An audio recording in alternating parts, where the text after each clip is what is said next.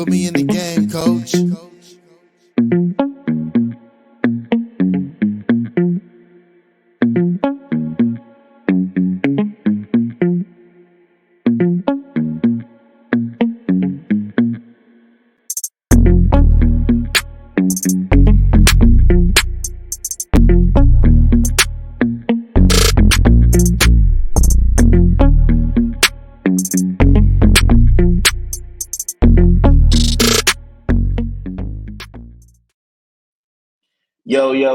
Yo, it's us again. We're coming through live.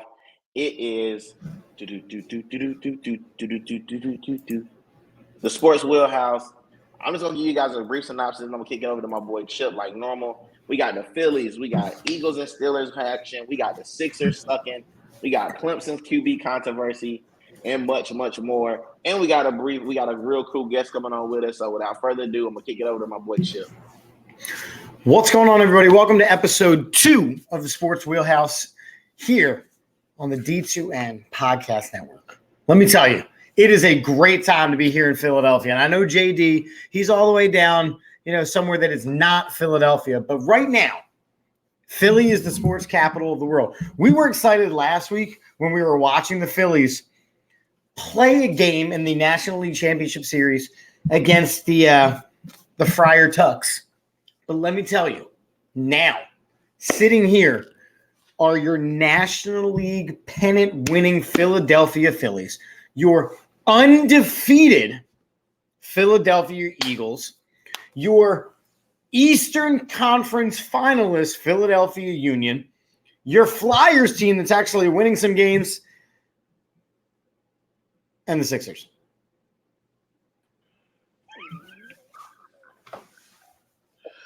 It's a great time to be in Philly.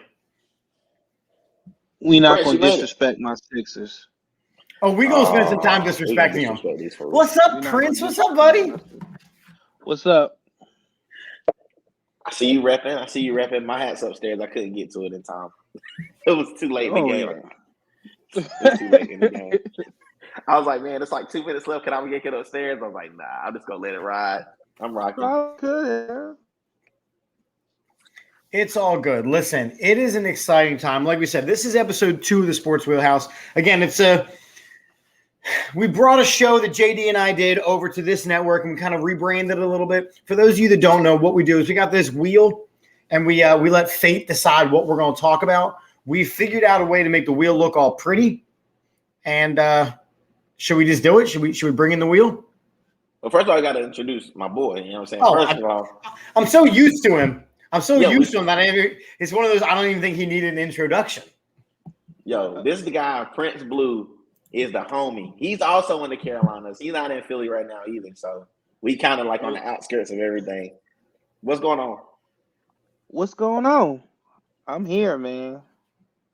I'm just ready for more sports, man. I can't get enough. Like, it's like a downtime. Like, I tried to watch the Pelicans play the Mavericks, but it just wasn't the same.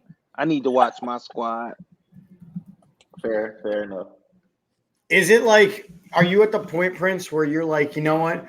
If professional bowling is on, I'm going to do it?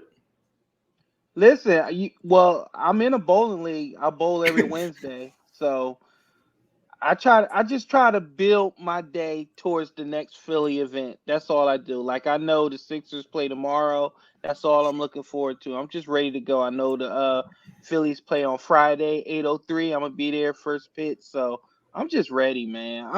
This is what sports is about. It's just about just being in the moment, enjoying your sports team, man. Like, man, what Harper, he just wrote the game, and it's so enjoy it. I'm just going to play this, man. So we didn't catch nothing you said because you're cutting in and out.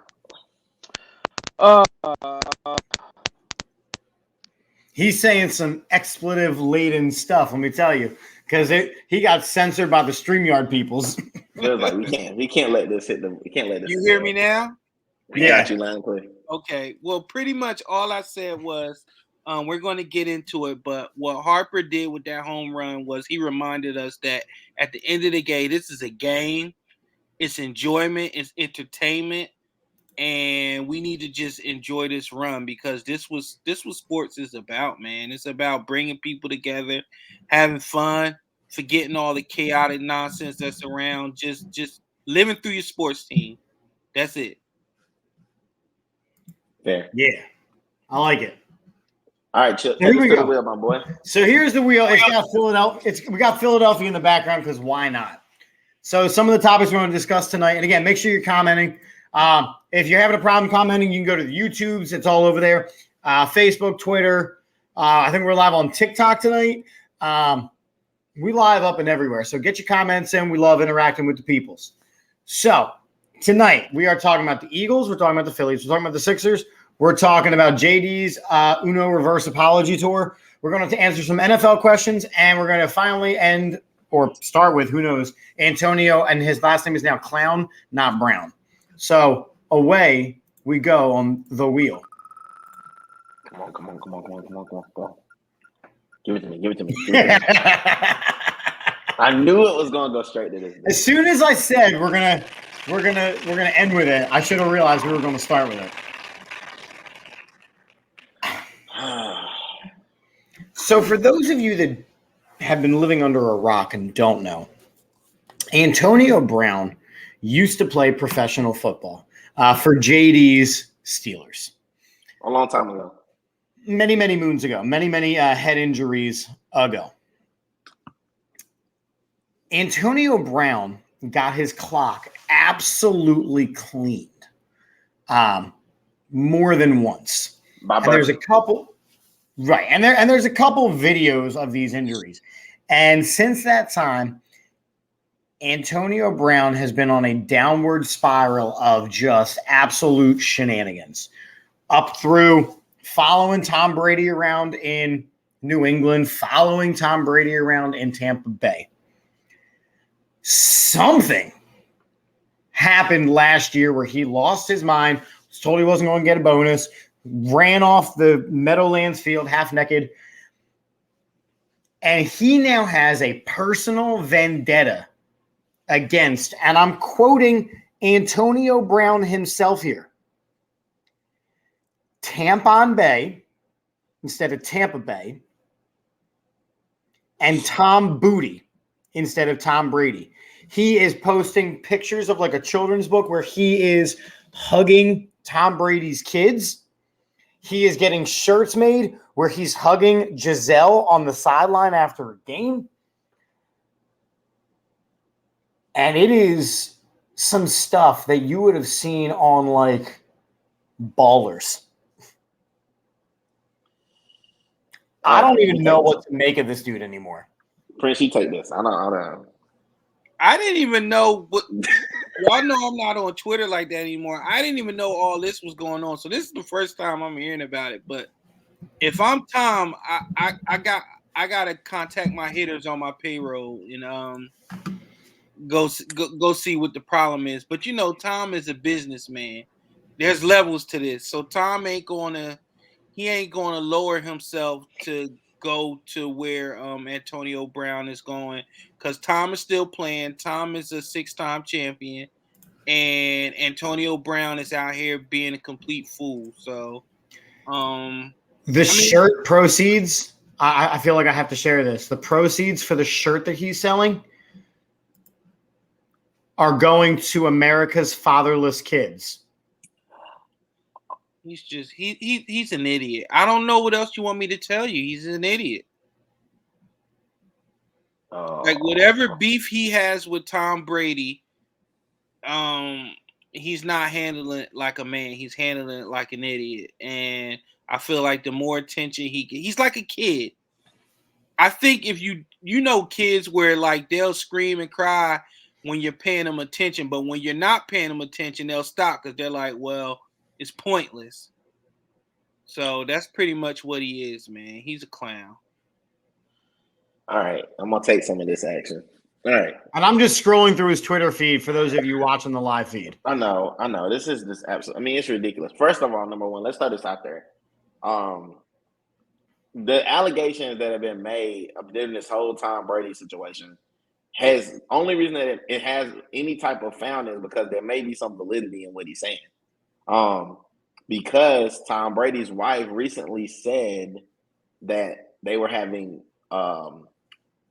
bedroom troubles due to the fact that Tom Brady wouldn't involve himself. He wouldn't involve himself with her during the season. Because are you just looking at the picture that I got on the screen? Yes, it's absolutely ridiculous. Which especially has Antonio Brown in the window of the house. Daddy doesn't live here anymore. Like, okay, so let's add some actual like context to this. So we all know when they first acquired Tampa Bay first acquired Antonio Brown, he didn't have his stuff there. So he actually moved in with Tampa Tom in Tampa with also Tampa Giselle. And they were down there in Tampa. Antonio Brown is running amok, of course. And the rumor is that he was knocking Giselle off because Tom wouldn't. That is just what I've heard. That's just a word on the street.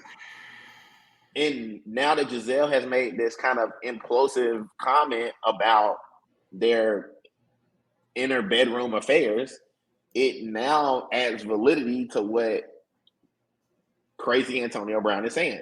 He doesn't normally lie, though. I will give him that. He's not a liar. He's a bunch of stuff, but he's not a liar. It's not in his pedigree. So maybe he is knocking old Giselle off. Now she back modeling. Ever since this thing happened, she back in the modeling game. This is gross. This whole conversation is gross because I feel like we shouldn't even dignify this clown. Like, that's their business. Like, I don't give a damn what's going on in their bedroom. I know Tampa Bay Bucks suck.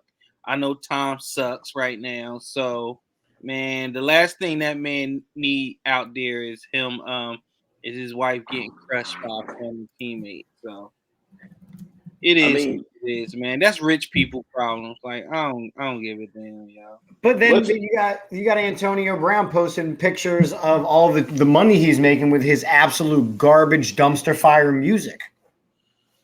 I mean, who's buying it? That's the question. Apparently people, because business is booming. No, he already had money. That doesn't count. You don't need to you don't know for sure if that's football money or not. I just have you heard his music? It's awful. It is atrocious. God, from a person who does music and yourself, Chip, to see that there's guys out here making music, or at least he's calling it music, is atrocious. He's like 6'9", Tekashi 6'9". Yeah, but then I think I'm like, all right, well, everybody has the ability to access social media, and that's part of the problem. And Prince, I know you were a big proponent of, keyboard warriors need to stop being keyboard warriors. And sometimes people got to get slapped in the mouth. And you look at people like Antonio Brown and now Kanye doing all the crazy, awful, atrocious stuff he is. Somebody needs to get slapped in the mouth. Even down your guys' neck of the woods, Herschel Walker is running for Senate. He spewed off an answer last night in a debate, and I'm like, yeah, he's going to win this election because he made no sense. But from the parts that I picked up, I can understand how dumb people will understand what he's saying. Herschel Walker's in Georgia, so that's not in either one of our neck of the woods. So dumb people in I'm Georgia. I'm saying in the South. Yeah, them people down there are different. Like the Georgians, they're different. They are different. They're like the Floridians. Like they were put down there for a reason. Like some people are there for a reason. We don't have that problem in South Carolina and North Carolina. I don't know how to tell you. I'm mind my own business, man. I'm just a black conservative trying to make it. I have nothing to do with I walk to the beat of my own drum. Listen, I consider Kanye and all them those are rich people problems. They're saying things and making headlines and making money and losing money and making money. They're losing more money than all of us combined can even think about. But At the end of the day, if people want to walk in their truth, let them walk in their truth, and then it's up to us to decide if we're going to follow them or we're going to listen to them or not. The one thing that I don't agree with is I will always say I don't agree with the stupid cancel culture, because if you notice, a lot of people, only thing they want to do, they just want to cancel people they don't agree with. Like, I don't agree with a lot of people, but you can say what you want to say. I mean, I like when people are honest and upfront how they feel. What I don't want is people saying one thing and then recordings coming out that they feel an absolutely totally different way, because that's the stuff I can't take. Say it with your whole chest. If you're a racist or an anti-Semite or whatever it is, be that. Be that. At least I know what I'm dealing with. Don't be like, hey, man. And own what the consequences are going to be from that action. Own them. That's because like the big news today is people like Jaylen Brown and Aaron Donald dropping as far away from possible from Kanye. There is a consequence to the actions that you have made. So don't be all surprised about it when people don't want to be associated with anti-Semitic. But when people do stuff like that, I'm like, come on. This is the same Kanye when you signed to Donda Sports. What changed? The only thing that changed was people was like, hey, this may hurt your pocket, so you need to separate yourself. My thing is, do it because you want to do it, and be honest and be genuine. But, if it's affecting your money, it's affecting your money. I get it. But all this virtual signaling, people trying to separate themselves and going on apology tours for Kanye, like, y'all can keep rocks. Like, he's a grown man. He don't need y'all going around apologizing for him. He was y'all boy. And I'm pretty sure he was saying the same stuff in private that he's saying out loud now. And now y'all caught up in it, and now y'all want to separate yourselves. So people like that, them the type of people that I don't even want to associate myself with. Like, I hope to associate myself with people that understand the same prints you get behind the scenes on StreamYard is the same prints you get out in the open. Like, I'm never going to say anything in private that I won't say out loud. I hope that everybody that hangs around me know that. And my friends know if Blue says something, like, okay, that's nothing different than what he'll say in private. But all these people, that's like if people come at JD and I'm like, yeah, I'm gonna separate myself from JD to Oracle, blah, blah, blah. Nah, that's my dude. Like, I'm a stick by him. Like, if he say something that I don't agree with, I'm gonna be like, hey, I don't agree with it, but I ain't gonna leave my dude out to dry. But I get it. It's a difference between me being retired, walking away, and then them being millionaires, protecting their money. So I get it, but at the end, man, I just want people to be genuine and stand on your principles. And all that, because we're talking about Antonio Brown, and he's authentic. He's original. He's batshit crazy, but he's those things. He's something. Mental health is a real conversation. Let's just put it that way. It is. All right. Let's get into some other things. Come on. Give me one. I like this Philly wheel, I'm going to be honest. Woo! We're talking the birds. And JD, for this week and this week alone, we are also talking about your Stillers. So after the bye week, the Philadelphia – sorry. Let me back it up. The undefeated Philadelphia Eagles are back to work. They're back to work. They're hopefully a little healthy. They had a very quiet set of bye week. Nobody seemed to get in any trouble. They were supporting the other local teams. I mean, Jason Kelce at this point is going to be elected God of Philadelphia before he retires. Surefire Hall of Famer. The most controversial thing that Jason Kelce did was put his brother on blast in their podcast for Travis Kelce's game day fit. He's like, you never dress like that. He goes, I didn't come to play football to play dress up. I came to play football. And I'm like, Jason Kelce. Are you nervous, JD? Are you nervous about the Steelers playing the Eagles? What's nervous about it? You guys are going to stay undefeated, and we're going to stay a loser. Like, what am I nervous about? I'm not nervous. What am I nervous for? You're only nervous when there could be a possible outcome that could shake things up. There's no chance in hell that the Steelers walk in there or y'all walk into Pittsburgh or the other way around and we get a dub. Like, there's no world and no universe do we win this game. And I think they know it. And I think everybody in the world knows it. What are we doing here? Like, it's been a weird season though, JD. JD, it's been a weird season. We're going to talk about this more in the NFL section, but it's been a weird season. You got East Rutherford rocking right now. They got their ass whooped. Who did? East Rutherford? That's you talking about Connecticut? New Jersey, the Jets and the Giants.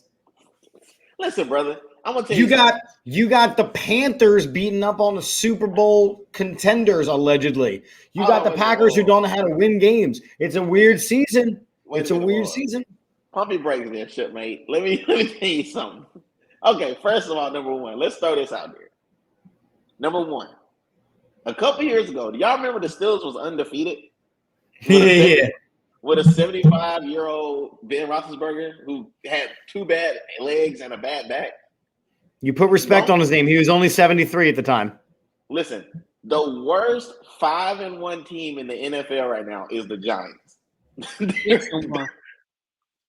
Whatever. They're the worst one-loss team that I have seen by far. The Giants are trash can juice. And so are the Jets.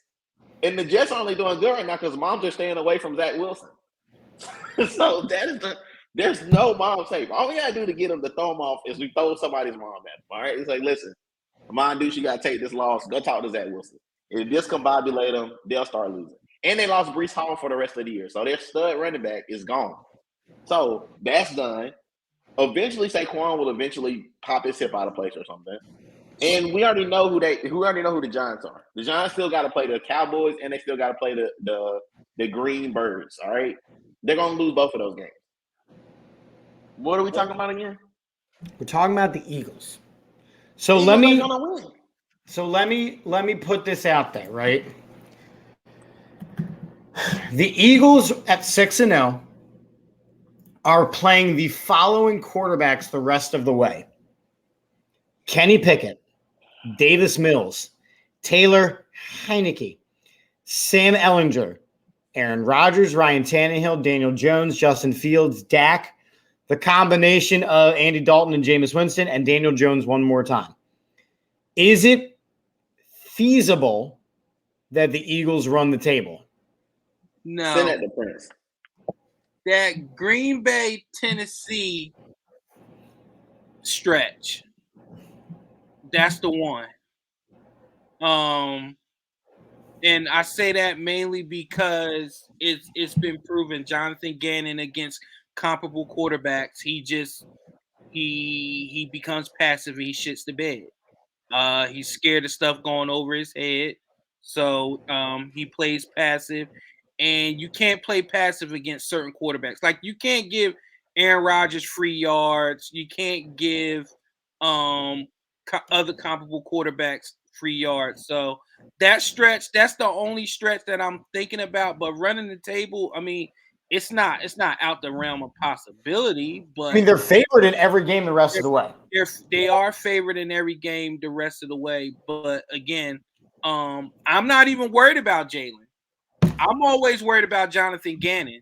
That's what I'm always worried about, because for some reason he's still not aggressive enough for me when it comes to quarterbacks. It's something about him being passive when going up instead of continue to keep his foot on other teams' necks that worries me. But other than that, I don't see an issue with them running the table. But we all know attrition rules out, and it's a long season. Shit happens. You have a clunker every now and then, and whatever the case may be, or they may lock it up early. And just the way this season is, you probably counting on some resting, not playing everybody, and it'll be a gimme game unless they have the opportunity to go undefeated. Then you got a real question on your hand, is if you're going to go. Are you worried about the undefeated streak, or are you worried about making sure people are healthy for the playoffs. Which is always the catch-22, yeah. Yeah. Yes, Mr. Dean. Would like to throw this out there. Aaron Rodgers is a shell of himself, dog. Like, I don't know if y'all been watching Aaron Rodgers. Go ahead. Aaron Rodgers is like Michael Myers. I'll believe it when he's dead. Listen, and I'm with you, Prince. I was with you, but like, you know how they kept saying that Tom Brady would eventually hit that hill that he would just fall off of, that cliff that he would just and we never really seen the decline. I've never seen two quarterbacks that were supposed to be the best look not only pedestrian, they look geriatric. Like they both look like old and sickly. It's like Tom Brady got like hit so hard that I thought his lungs was gonna fall out. So I'm at a point. So I'm at a point now where I'm watching Aaron Rodgers. People aren't scared of him anymore. Like in the previous years, they're like, okay, first of all, he don't have nobody to throw the ball to. Like that's number one. They took all his shiny toys and they gave him some like replacements with like AA batteries. They're supposed to have AAA. Like so they move, but they move a little slower. They like a little. Yeah. So he's not Aaron Rodgers of the past. I would be scared with you. I think the most dangerous quarterback y'all play going forward, because after what I've seen, is probably Justin Fields, because he creates the same problem that Jalen Hurts creates. Not because he's a better thrower, but he just creates a problem with him getting out of the pocket. So if there's any trap game, it's Chicago, and we got to pray that there's no double doinks. The only reason why I'm not worried about the Chicago game is because I've seen Gannon against Day, little badass Day. What's his name? From Arizona. Oh, Kyler. Yeah, Kyler. He run like a badass little boy named Day. That's why I called him. I was like, who Day? So I've seen Gannon against Murray, so that's what but I do agree. And also you got to think about this, JD. You know the game. Like they practice against it. They practice against Jalen. So I'm hoping that they would know how to defend somebody that can run around and make plays. But like you said, it's a difference between practice and live game action. So I agree with that. Somebody like that, and the Bears don't mind making the game ugly, and so that'll be a slobber knocker. But it's very few games upcoming that I look at and I'm like, maybe. But again, when you're 6-0, and when the Eagles, when they absolutely have to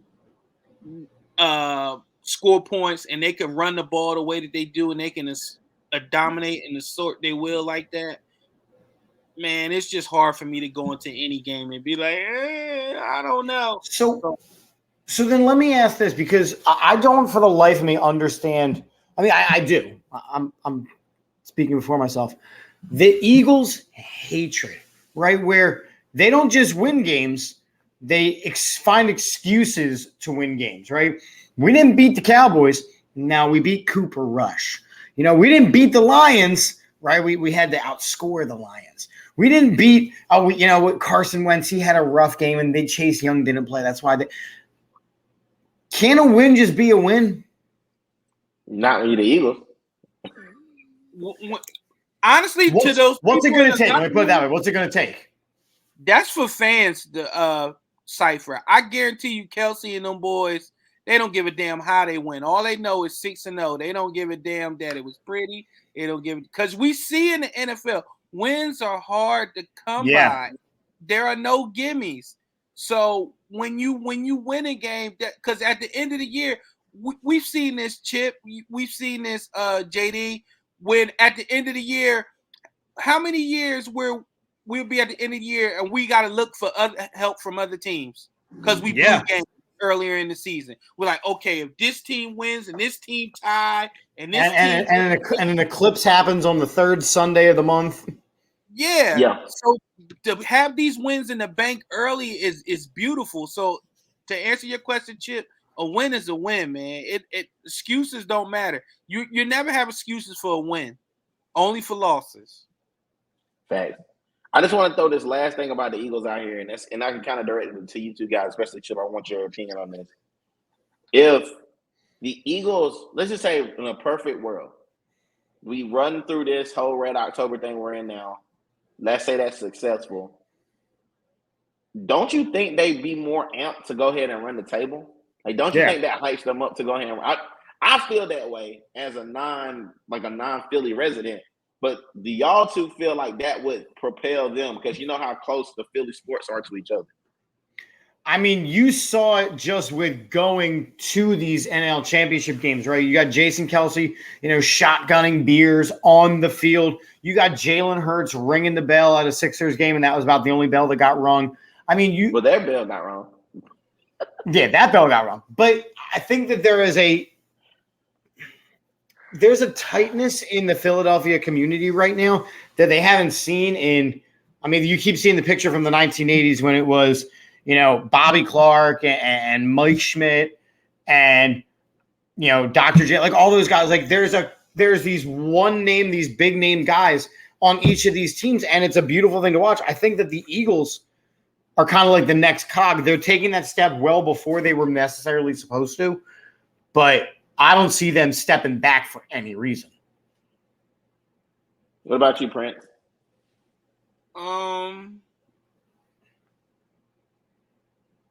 You can see the infectious nature. Like you can see what the Union is doing, see what the Flyers doing, you see what the Phillies doing, you see what the Eagles doing.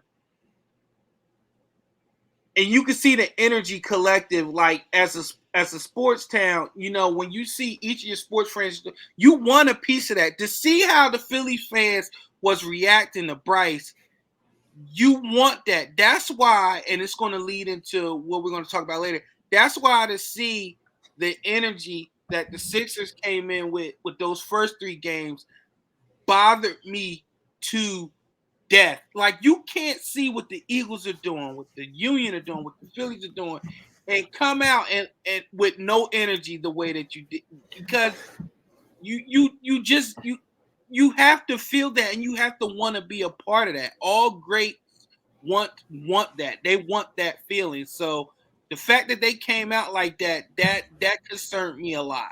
You look at a team like the Flyers, who by all accounts were supposed to be absolutely atrocious this season, right? It was a full-on rebuild. I can't name 3 guys on the Flyers right now, and I follow them enough where I should be able to.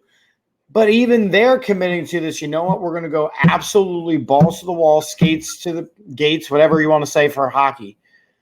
Whereas the Sixers right now, in a town that is trying to cement themselves as a 5-for-5 city, the Sixers are the worst team in the city right now. And they were the ones who, going into the season, were the closest to a championship. And had all the hype behind them, and then they came out flat. They came out flat. We're going to talk about that with the Sixers. Give me his Eagles score prediction for Sunday. A lot. The Eagles a lot. Steelers a little. Whatever. Lots a little. Eagles 30. Steelers 13. Yeah, I was going to say like 27-13. I think 27-13. Yeah, just because they've been off for a week. There's been a lot of beer. What do you think? How do you think? Because it's Jonathan Gannon. They're going to get up, and then he's going to play back, and he's going to play that bend don't break, and they're going to get cheap points. It always trust me when I tell you, he always gives cheap points. Whatever the spread is, take the spread is 10.5. Oh, take the points. They gonna beat them by 10 plus.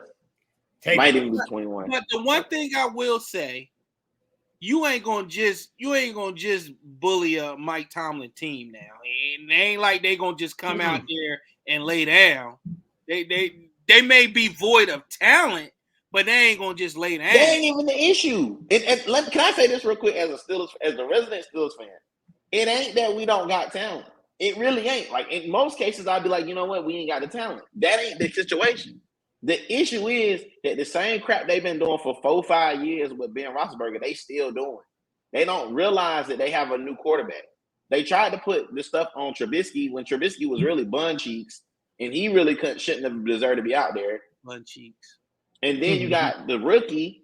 The rookie is got some potential. He's got a connection with with Pickens, the new rookie wide receiver. They're clearly clicking, but Tomlin is stagnating this because he's letting the offensive coordinator call crazy stuff. Najee Harris is an animal, but if you run him 75 times a game, he's eventually going to get hurt. I don't care that he's baby Derrick Henry. You can't run him like that. So we haven't figured out a way to combinate our offense. It's not our athletic ability. And TJ Watt stays hurt all the dang on time. So we can't even count on him. The best ability is availability. He's never available. Him and JJ, the most hurt brothers I ever seen. They always And let me tell you, like, they looked bad in their last game. The Steelers looked bad. Yeah, we stink. What was you saying? What was you saying, Prince? I was saying the Bosa's be adding up too. They be adding up their little injuries too, but these cats always tearing a pectoral muscle. Always tearing the tit. Like, you can't be out here tearing the tit all the time. The weakest pecs I've ever seen. Like, get out of here with that. Here we go. Back to the wheel. I just want to go off before we get into some real stuff. There we go. Here we go. Fighting. My God, I am so excited right now to be. Do it. Put the graphic up. Sorry. That's the broadcast schedule for those of y'all. Yeah. So the Phillies are in the World Series, in case you didn't know. Hi, I'm over here. The Phillies are in the World Series. All the damn games start at 8 o'clock at night. So that is not my favorite thing on the planet. But again, we got to keep the West Coast happy. It's 2-3-2. My hope, my goal is, like all these series have been, we don't get back on a plane. We don't get back on a plane because that has been incredible. And my wife sneak attacked video recorded me real quick. I want to point out, I had no idea what was happening. That was staged. Definitely not. This was the final out.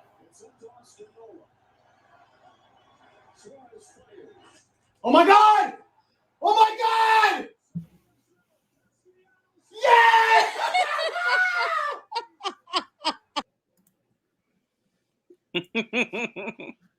But that was every Philadelphia fan.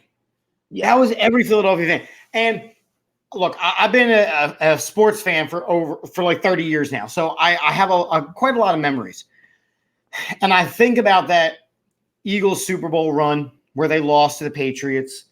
And I think about that Phillies Super Bowl or Phillies World Series win when they beat the Devil Rays. And I think about that Phillies World Series run where they lost to the Yankees. Those were all teams that were supposed to be there, right? You know, the Donovan McNabb years, they were supposed to be there. The Chase Utleys and the Ryan Howards and the Jimmy Rollins and the Cliff Lees and the Doc Holliday, we were supposed to be there. This Phillies team was not supposed to be there. Oh, well, they expanded the playoffs.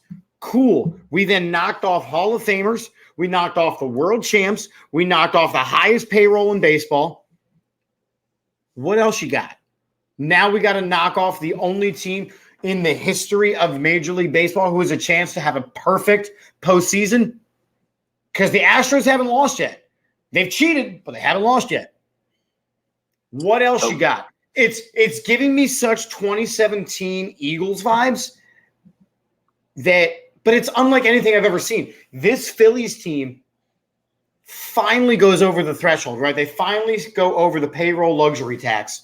They finally put the pieces together. They fire the manager, which I want to talk about a little more, don't you worry. They fire the big name manager. They look dead in the water. They finally connect on all the pieces. They fight back. They're down, they're up. They're down, they're up. They're doing bullpen games. You got aces throwing ace-like games. You got non-aces throwing non-ace-like games. This Phillies team, it's just different. And I think that they're going to win the whole damn thing. Wow. Okay, I'm going to take this second, and then I'll let Prince like ring it home, just because I just feel like I feel compelled. I'm just going to be honest. I feel compelled. All right. So number one, I came home I came to Philly for 5 days, and in those 5 days, I caught 3 Phillies games. And I would have you know that all 3 of those games, the Phillies won. I want that to be thrown out there. All right? That is not a coincidence. I would also like to throw it out there that coaching changes and betting on someone else that wants to win and who cares and gives a crap about winning and doesn't care about shaking it up can be good for a team. I am going to save that for later on, have another conversation with you guys as well. But no, I'm right there. JD, I'm right there with you. We're going to have to battle Prince on this. I just want to say, throw it up front, that Reese Hoskins has been talked about being traded at least 150 times. And they've talked about trading this guy every week. It's kind of sort of similar to some other situations that I heard about. I will also mention that later on in the show as well. Just throwing it out there. But Reese Hoskins came up so big this postseason. From a guy who struck out like almost every time and double played out to a guy that's hitting home runs and like giving us the game pretty much. The moment in there on the last game, in the closing game, where Bryce Harper goes up and basically hits the walkaway homer, you know what I'm saying? That was iconic. Like he, for the rest of his career, as long as he's in Philly, people are going to remember that moment. They're going to remember what they were doing, what they were wearing, what they were thinking. Even if you're not a baseball fan, I'm not a baseball diehard, but I will remember that moment for forever because you don't normally get to see that. You don't see big-time players always make big-time plays in big-time games. So they don't get the opportunity. Right. So I'm glad I'm able to see Bryce Harper live up to that moniker, especially after they traded him from the Natties and they go and win the championship the next year. So he gets to finally break that thought process about himself as well. So Prince, you got it.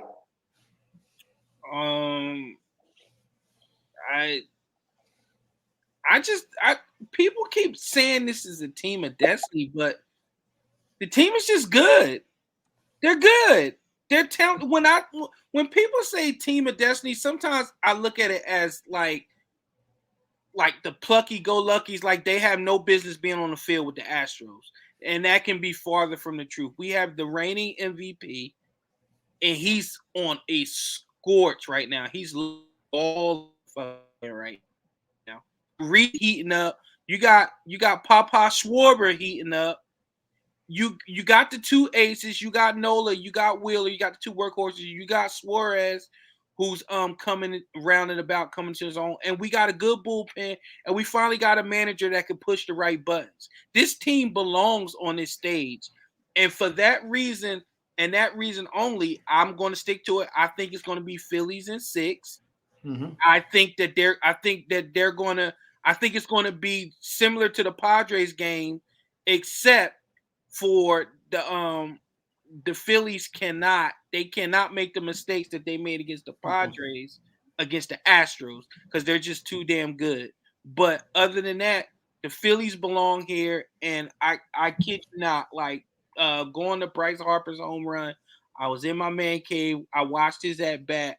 Man, when he got to 0-2 and then he kept fouling it off, the first thing I thought to myself, I was like, if this man, I didn't even say if he like hits like a double or whatever, because that would have been nice. But if this man hits a home run, it's a wrap. And I'm telling you, when he clocked it and he stood there and he watched it, I said right then and there, I said, Bryce, this is your legacy. This is your city. You own this city. Because that's all that Philadelphia fans love is for their biggest athletes on the biggest stage to come through. And immediately, I promise you, and it's going to go back into what we're going to talk about later. I immediately said, I hope Embiid is watching. This is what we're talking about. We can live with the failures, But when we know that you actually come through Mm-hmm. and you've built it, you prepared yourself for it, you will absolutely own this city. And I just feel like the Phillies are their prime, and I just think that this would be the perfect ending to Bryce Harper's legacy, from the prodigy to all the hype on the Sports Illustrated cover, to being on the Nationals, to them doing well without him, to him coming to a city, actually wanting to come here and put all this pressure on him, because you know how rough we are on our superstars, and to come through. And I think the thing that stands out the most about this team, you know, I don't look at it as like the plucky, happy-go-lucky team. I look at it as a team, right? You got superstars bunting in the championship series. Why? Because it's what's best for this team. You get Bryce Harper handed the National League Championship Series MVP award, and it could have gone to him. It could have gone to Reese. But what's the first thing that guy does? He turns around and talks to his team.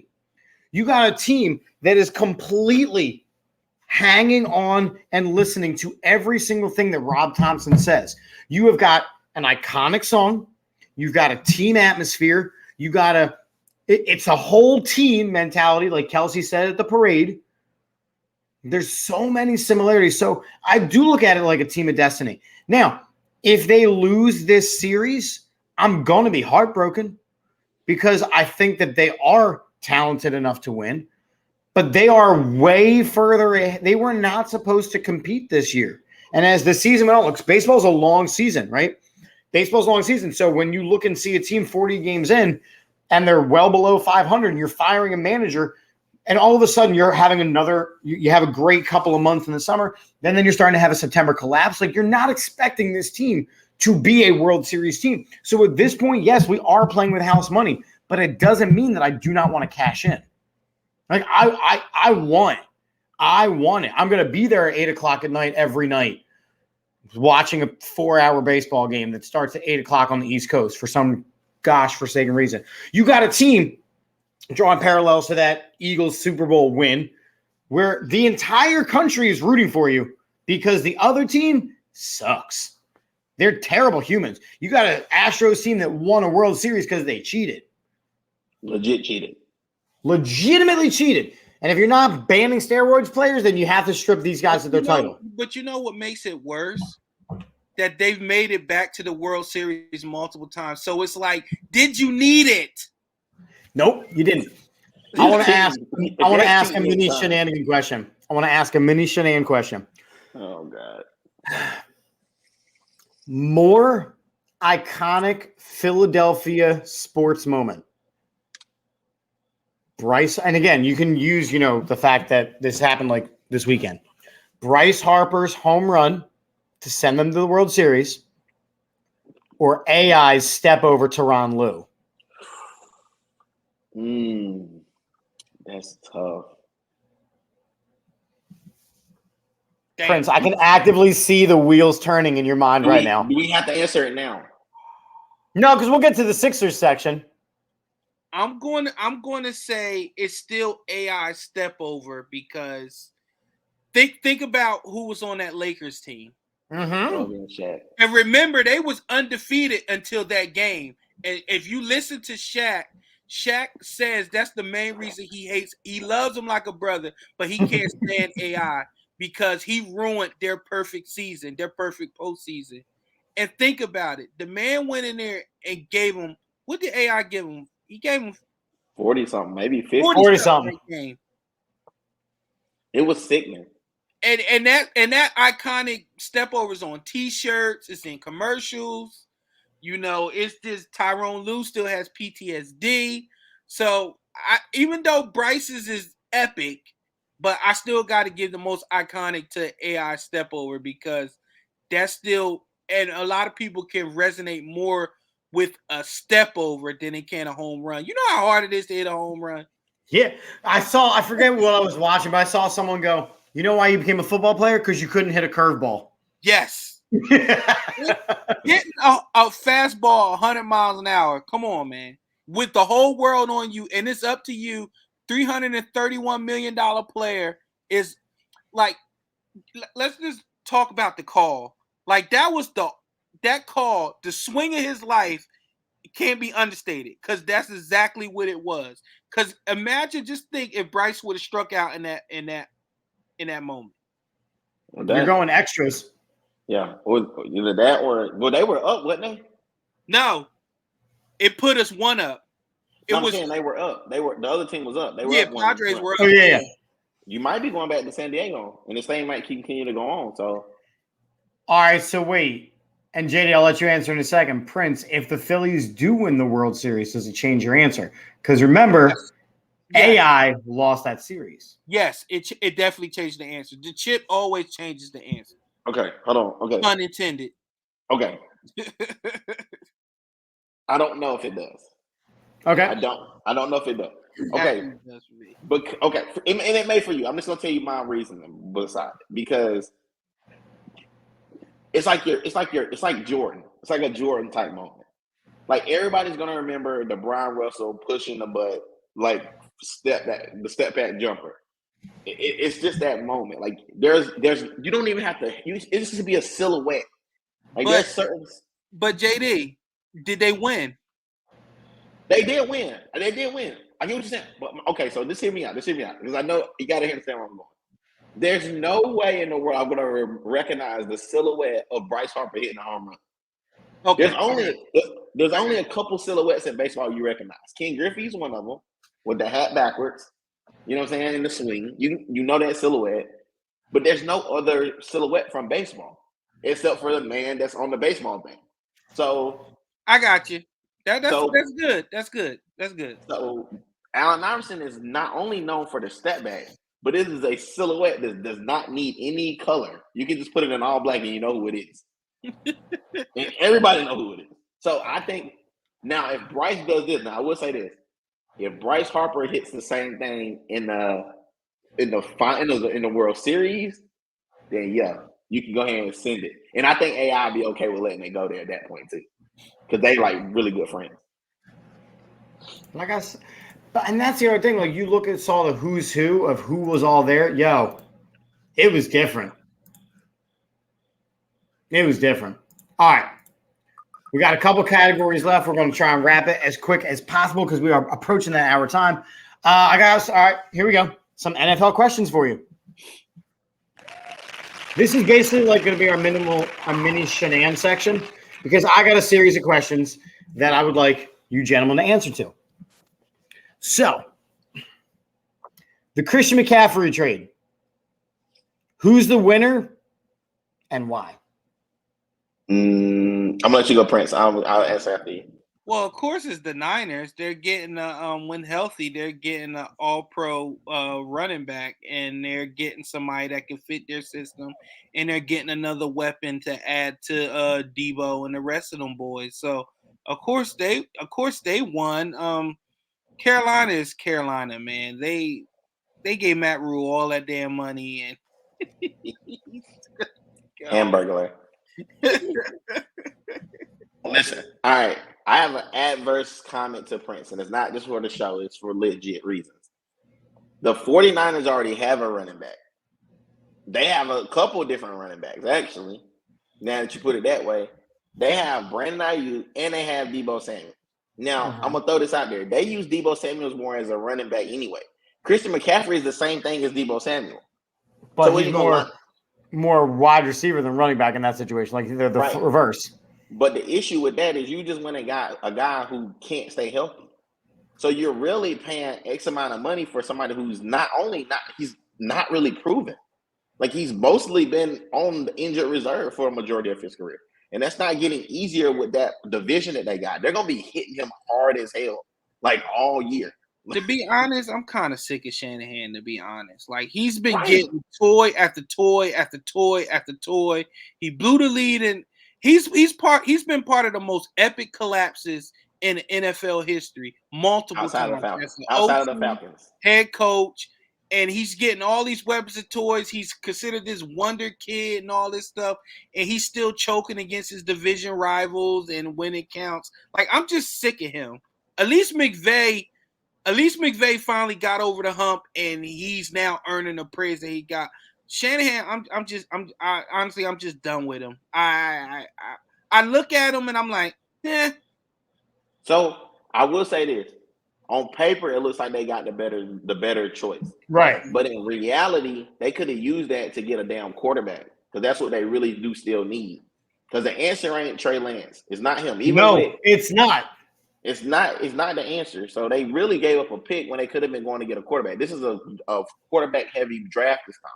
So they lose this. I hate saying it like that, but they lose this draft. They lose this. I can understand that. I can understand you going with that. I'm just going purely on paper. You added Christian McCaffrey to an offense, and it's going to make it better. But I'm just to an offense though that's running with Jimmy Garoppolo. Yeah, he can't get the ball to him.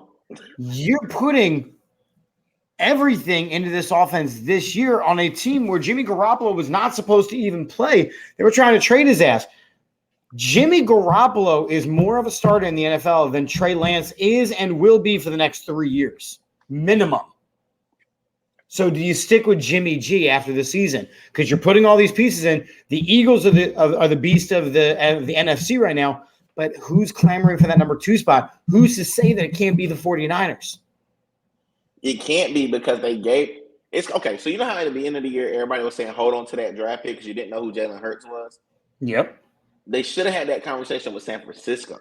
They did. No. They should have been having that same conversation with them because now they don't know who their quarterback is. They got the old guy still. They're almost in a Pittsburgh type situation. Mm-hmm. You're gonna end up getting caught up with this pick that you really don't want. And while you're waiting on Trey Lance, because even the stuff that we did see with Trey Lance wasn't very promising. So in Prince's defense, you might have to play you might got Christian McCaffrey because he has to play quarterback, or Debo has to play more quarterback. Those two guys can play quarterback. So it's almost like a Taysom Hill type situation. Like, I mean, I hate saying it like that, but maybe Prince, that's what they're going for. And if that's the case, then you got a 3-headed monster on your hands that's gonna be hard to stop. 49ers are mid as fuck, man. They are. But most of the NFC is, let's be honest. I'm just so sick of them, man. Like they remind me of the Brooklyn Nets where people just keep saying, oh, if they put it together, oh boy, all these toys, and then you look on the field and you're like, they are what they are. It's just too much there. It's just too much there for me to think that they can make noise. Now it'd be different at the end of the year, maybe, but across the board the NFC is mid. All the divisions that people thought was going to be good coming in are mid, and you got people like the Giants, the Jets, the Seahawks are top of the West right now, balling. You just got teams that you wouldn't expect is balling is now balling. You got other teams that's just mid right now, and that's just a lot of mid. Okay, I get it. So basically, I was right. Yeah. All right. Next question: who should be starting for the Patriots? Bailey Zappi or Mac Jones? I'm taking this one first. Please let me have this one. First off, Zappi's trash can juice. Just because you catch lightning in a bottle one time, don't mean you'll catch lightning in a bottle twice. He's not the second coming of Tom Booty. Like he's not the second coming of him. And on top of that, let's just throw this out here just to be funny with you guys. He got absolutely obliterated in that. Oh my God, it was so bad. At least Mac Jones will keep the ball out of harm's way and at least trip on the line. This kid was out here throwing it to the other team. Like one time he just literally threw it to Buddy. He was like, "Let me take that." Like he's not ready yet. And I know everybody thinks he's never gonna be ready. Mac Jones, he's a lot of things, and a game manager is one of them. And if you let him manage that game, you don't get blowed out. You got a chance at the end. He completely threw them out of that because even Mac Jones threw a real bad pick to Brisket. Yeah, but he threw one pick. He's never thrown. He was like 3 and 6 for like 19 yards with a pick. He's a game manager. They get handing the ball off. That's what they were. That's how they kill you. All right, what you got, Prince? I think Bill Belichick should start, and here's why. And here's why. Because clearly Bill Belichick is in that rarefied air where his shit don't stink and his decisions that he's making is trash. Everybody knows they're trash, but because he's Bill Belichick, everybody's like, he may know something we don't. No, he don't. It's trash. Bill misses Tom. He misses Tom. He's missed him for 3 seasons now. Tampa Tom. It's 4 now, I think. This is the start of the 3rd one, I think. It's all very messed up. All right. You got the last NFL question. You got a row of backups starting right now. You got PJ Walker, you got Sam Ellinger, you got Taylor Heineke, you got all these cats. You got all these backups. Who's most likely to hold on to the job, the backup job, the starting job for the rest of the season? Who's the quarterback of the Commanders? Taylor Heineke? Taylor Heineke. Yeah, whatever team Carson Wentz plays on is booty. Yo, they are done with Wentz in Washington. Yeah. Done with him. So Taylor Heineke is going to be the quarterback like he was the last couple of years. With Sam Howell getting ready to go in. Yeah, I mean, it doesn't matter. It doesn't whoever Wentz is backing up. That's whoever's backing up Wentz is gonna play the majority of the season. That guy's nuts. Does Wentz play in the NFL next season? Yes. Ooh. Tell me why. For whom? Because he's white. This is a family show. No, he's not wrong. Is he white white quarterbacks get more. He's a tall white quarterback who's a quote gunslinger. He has a gun, and some coaches going to think they can unlock that talent. That's just the way it is. Yeah, but Frank Reich couldn't. Ron Rivera couldn't. Yeah. Doug Peterson didn't even want him. Can I throw this out there real quick? Sure. I will second you, Prince, for the first time of tonight. I will not only second you, but I will raise you. But whose team is he on?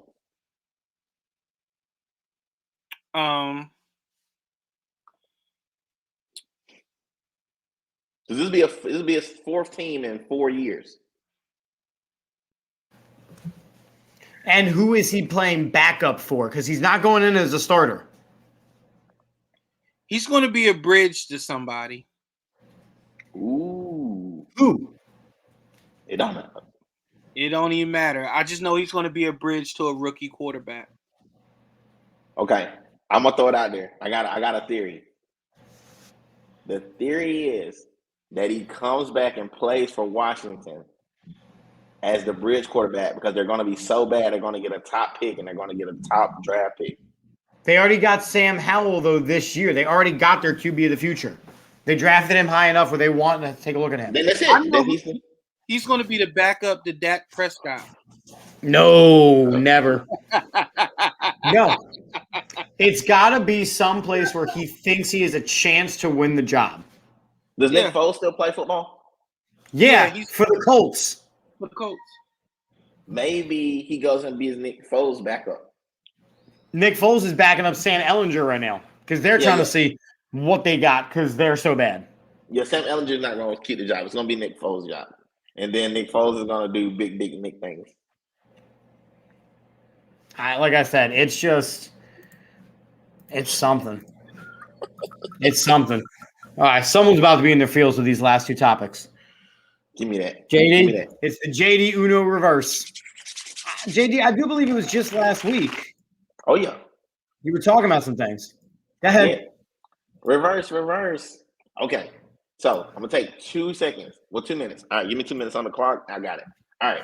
So, number 1, it needs to be thrown out. DJ, I thought, had turned a corner. This dude had 4 turnovers last week in a game that they should have lost. They ended up having to put in a rookie quarterback with a freshman quarterback that really nobody thought was good again. Had to play this kid. This kid goes down and scores 17 unanswered points in the second half. Now they're saying there's no quarterback controversy. Well, I'll be damned if it ain't one because there's a quarterback controversy. Why are we letting a junior in college get his position taken and get benched for a freshman in college who's only maybe thrown a couple college football touchdowns And then really, dude didn't even throw touchdowns. He just didn't put the ball in harm's way. That's how he won. But it's ran the ball. So everybody who was around for last week's apology, I am sorry I put you guys through that. That will never happen again.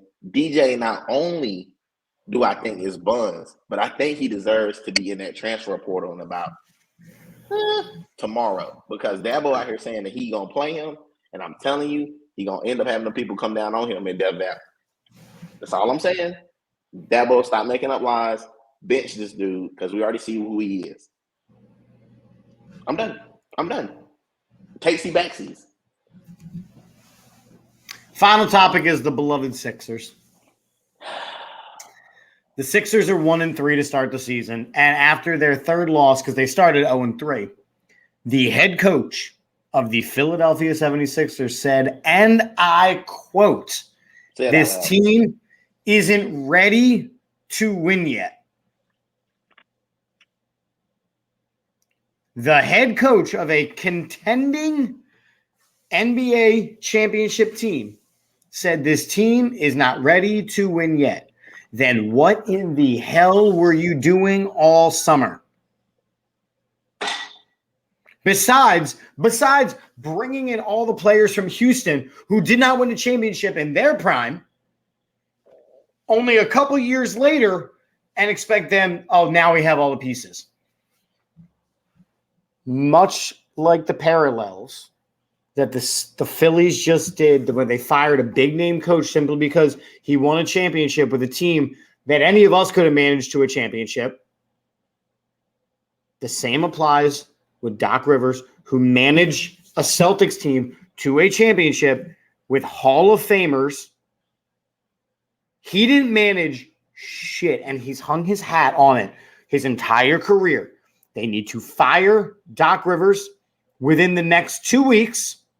They're not going to fire him. And let Sam Cassell do the damn thing. They're not going to fire him. Why not?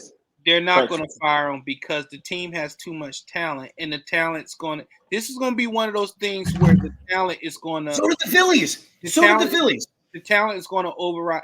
But the Phillies – baseball is such an individual. I get the team synergy and all that stuff. Sure. Honestly, it's really an individual sport. But when you come with a team like this, and this team can sleepwalk to 50 wins because they just – when you have James Harden, you have Joel Embiid on the same team, that's better than a lot of teams on a lot of nights. But I get it. The archaic offense, the sluggish energy – the body language and all that crap, that stuff I hang at the feet of Doc Rivers. I get it, but the 100%. Reason why I don't believe they're going to fire him because he's making $8 million a year.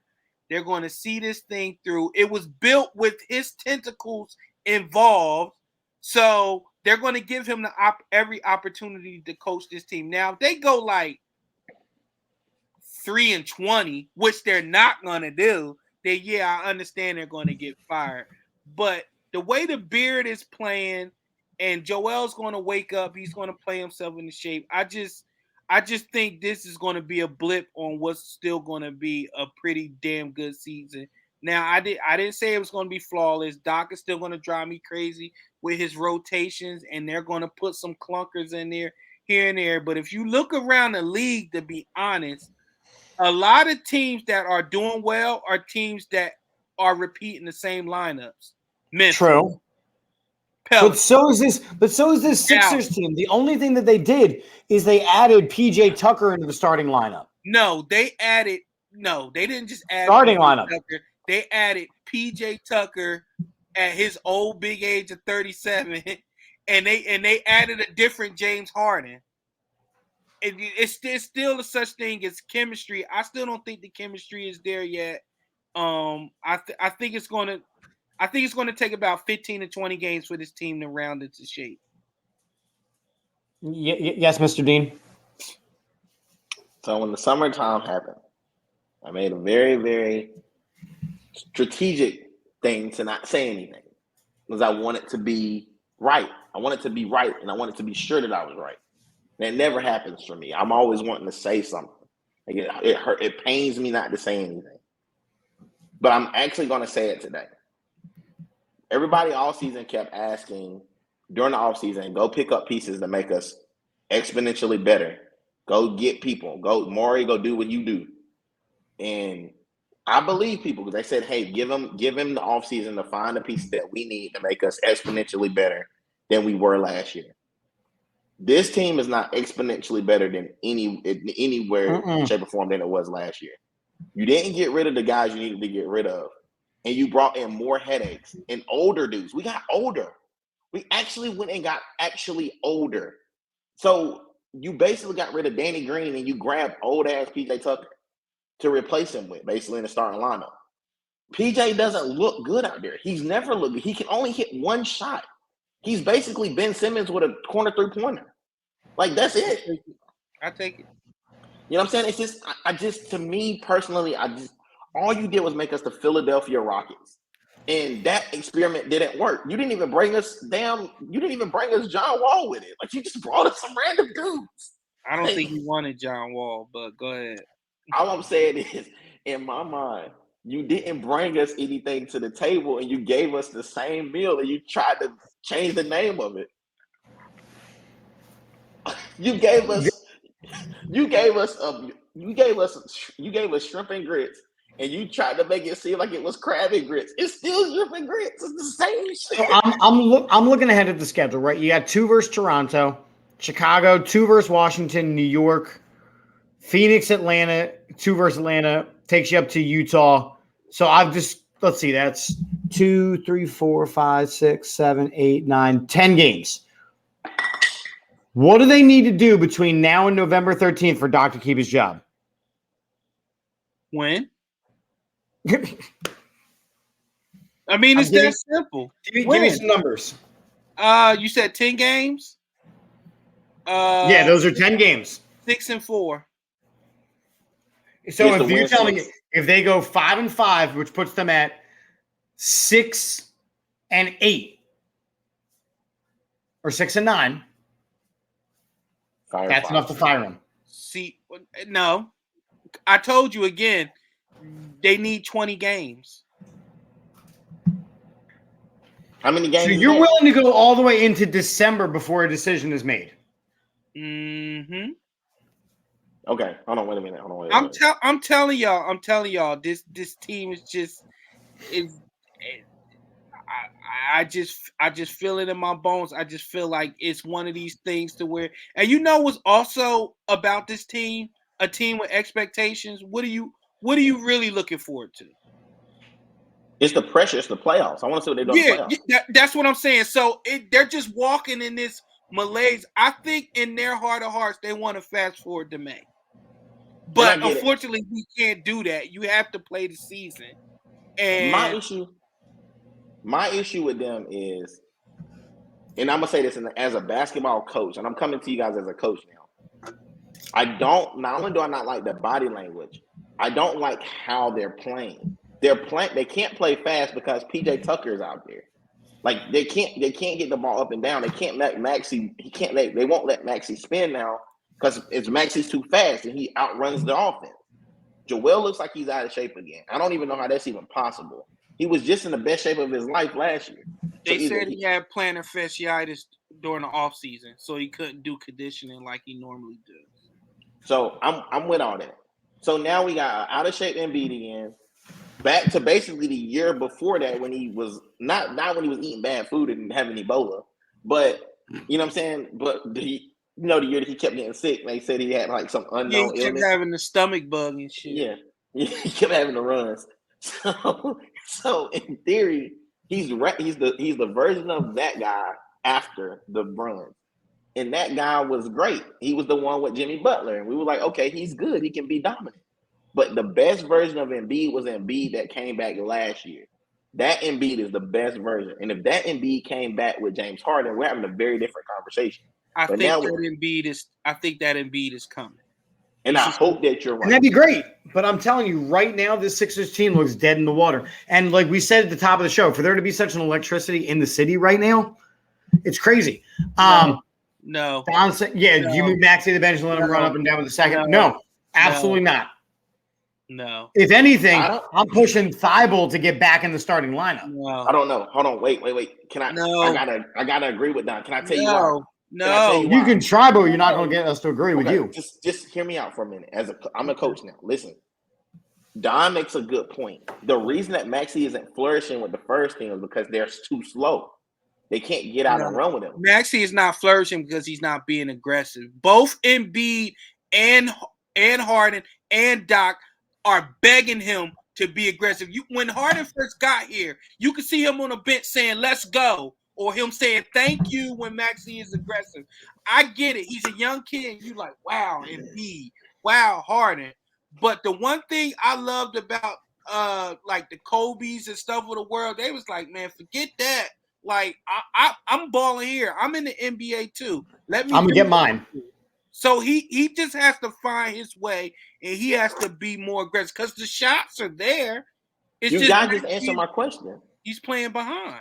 You guys just play. What I'm trying to tell you is that the first team, it looks like it's overly. It's like intimidating to him. He doesn't want to take shots because he feels like those shots belong to Harden and them.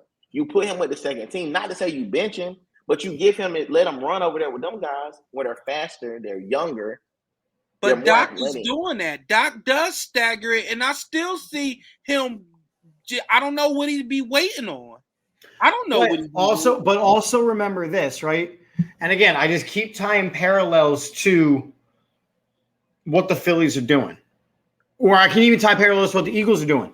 You've got superstar wide receivers for the Eagles, right? Some days it's going to be a Devontae Smith day. Some day it's going to be an A.J. Brown day. Some day it's going to be a Miles Sanders day. Some day it's going to be a Jalen Hurts day. As long as the end goal is winning, who cares? So for you to tell me that Maxey's being, tentative and not shooting the ball because this is a Joel Embiid shot or this is a James Harden, go out and ball.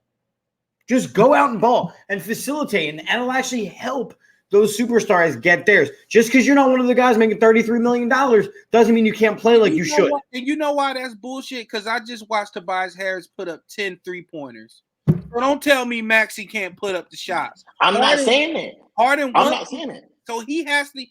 Listen. This team just has to find a way and stop being so damn helter skelter, man. Just ball. What was the starting lineup last year, Prince? I know you remember. It was Maxey, Harden, Embiid, Danny Green, and Tobias Harris. What have they changed? And this is going to answer your question. They switched out Tobias Harris for PJ Tucker. I mean, I'm sorry. They switched out Danny Green for PJ Tucker. So and everybody says this, and I know you were right. You said this last year, and I'm gonna make you right. Like for one of my first times, you said that when Danny Green's out there, the floor spacing is different because he's setting up for 3-pointer. PJ Tucker can only hit the baskets from one particular area. Any other place, he's Ben Simmons. You can't even put him in a dunker spot. He's too short. So, this Sixers team needs to do two things. Number one, they got to move PJ Tucker to the bench. Put Matisse Thybulle back in. I don't think because you need the defensive ability, which PJ Tucker doesn't give you, and it doesn't affect the offense at all. Number two, Matisse Thybulle is basically Ben Simmons South. Right, but at least he's got the defense, and PJ Tucker's too slow to get back. They need to go trade that fool. They need to trade him and Matisse Thybulle for a shooter. A legit, like a JJ Redick type deal. Second thing they need to do, besides adding in a shooter, because this bench is absolute garbage, the second thing they need to do is look at when the Sixers have had the most success. They've had one of those banging big men who can go in and get you 17 rebounds a night and maybe 2-3 points. Well, and then we'll be able to start when Joel Embiid can't. You saw it when you had Dwight Howard. You saw it. You tried to have it with DeAndre Jordan. That didn't work. And the guy they had last year, who they had last year was Drummond. Montrezl Harrell is not any of those guys. Montrezl Harrell is just Paul Reed is not any of those guys. No, but when Paul Reed came in yesterday, he had 2 steals and he had a block within like 2 minutes, which is great for a power forward position. I'm talking about as the backup center who can start you 15 and 20 games that Joel Embiid won't be able to play in. And we got to remember, they played a bad team yesterday. Indiana is trash can juice. Yeah, but they lost to the Spurs, who are even worse. The Spurs got popped. You never had the game with Pop. There you go. Let's just be honest. Like, I just think Doc is just getting out coached by everybody. Which is why he needs to be fired. That offense is archaic as fuck, yo. It is. Like, it's like 2 passes and a cut. Like, oh gosh. Listen, I say fire Doc and Maury. Both of them boys didn't let me down big time. You know, I already know how I feel about Maury. Maury ain't did nothing for us but give us the Houston Rockets again. Yeah, a slightly used car lot version of the Houston Rockets. We're gonna be having different conversations later on. Let's do it. We'll go on an apology tour when they are, at 500. Maybe the Sixers sold their soul so that the Phillies can win the championship. And I'm cool with that too. I'm not sacrificing my Sixers. That's the only championship I haven't seen in this lifetime. Is the Sixers championship. I was here for the Phillies. I was here for the Eagles. I was 2 years away from the Sixers championship. Why don't you get a Union championship instead? That sounds like it would be a little easier. Nah, man. Prince, where can they find you, man? If they're looking for you, I know you're on TikTok. They can find me at Real Prince Blue on TikTok, Real Prince Blue 3 on Twitter. And mostly you can find me on TikTok, man. That's where I'm doing my damage. I'm carving me a nice little niche, and I could be myself over there. I'm enjoying it. Twitter is the same 10 yahoos arguing over the same bullshit. Like, I can't believe I used to get wrapped up in that shit. So, Twitter, whatever, man. I will throw this out there for those of you guys who don't know that he's being very modest about this TikTok situation. Like, out of everyone that I know that is on TikTok, Prince is the only person that I know can go live. You know what I'm saying? That is a huge accomplishment because TikTok has not been around that long. And right now, I think I'm sitting at like 40-something followers. So you need 1,000 followers to go live. Right. So I got to either pay for 1,000 followers or something or do something. But I just know that I'm very proud of Prince, man. I know, like, when everything went down with Prince, he had to, like, basically rebrand himself, bring himself back up. So I'm proud to see how he is today. Soon to be a doctor, my dog. You know what I'm saying? That's also very huge. So don't let nobody – I know we do a lot of trash talk and we do a lot of trash talk about sports, but, man, what you're doing is astronomical, and it should be talked about more so than this sports crap. As much as I love all the sports stuff, man, you the big homie, and I just want to give you your roses, man. I appreciate that, man. Appreciate it. Yeah. Chip, what you got? Yeah. I got the Phillies in 6. Baby, let's go. And if all goes well, I got the Phillies in 5. Like, I'm ready to go. I got the Phillies in 6 because I'm reasonable, and I got the Eagles winning by at least 15 this weekend. Let's freaking go, man. All right, you guys want my predictions or not? You know, like, hold me out. You know, what do you want to do? I got the Phillies in 4. No. I mean, cool. Cool. But no, because one of those games is still a bullpen game. Listen, I hear what you guys are saying. My only reason that I say this is because there's a feeling in me that I know everybody thinks that Altuve and them are the team, but I feel like there's bad juju wrapped around them. And when you haven't been beat yet, sometimes that first loss starts a whole storm of losses, and you can't bounce back because a loss in the regular season doesn't feel the same as a loss in the postseason. I think that the Phillies are on a high horse. They are behind their best player who just had an iconic moment, and I think they go out there and punch the motherfuckers in the mouth. That's what I think. So I got it shaped out this way, right? They lose game 1 because Nola's going to be your starter, and he's going to struggle like he tends to do in the playoffs and in the fall. They win game 2, which starts the spiral. They win the next 2, putting them up 3-1. Then they lose the clincher, go back to Houston, and Zach Wheeler wins the damn thing. Man, that's crazy. I got them just winning straight out, like 4 games. Like it's 4 games. I like yours. I just realistically think it's going to go otherwise. Why do you think they can't beat them 4 games in a row, though? Because I think that you don't know what you're going to get any given night from Nola. You don't know what you're going to get when the bullpen game is decided. And again, you shouldn't even have a bullpen game. You should just throw Syndergaard for 3-4 innings, or you should throw freaking Gibson for 3 or 4 innings, like somebody who is a starter, and have your bats just pound behind it. But since they won't do that, one of the games will be a bullpen game in the freaking World Series. It's just too much inconsistency, too many question marks. I'm just erring on the side of caution. What if they do that thing you're talking about? Because they can change that lineup at any moment. Oh, my God, then they need to come out and mash. But all signs point to this is what's worked for us this postseason. We're not changing it now. I stand corrected. And I think you guys are going to pummel my Steelers. So, yeah. Yeah, I'm going to enjoy that. But listen, it's been fun. It's been real. It's been real fun. I'm Chip. That's JD. That's Prince. We out here. Okay, bye.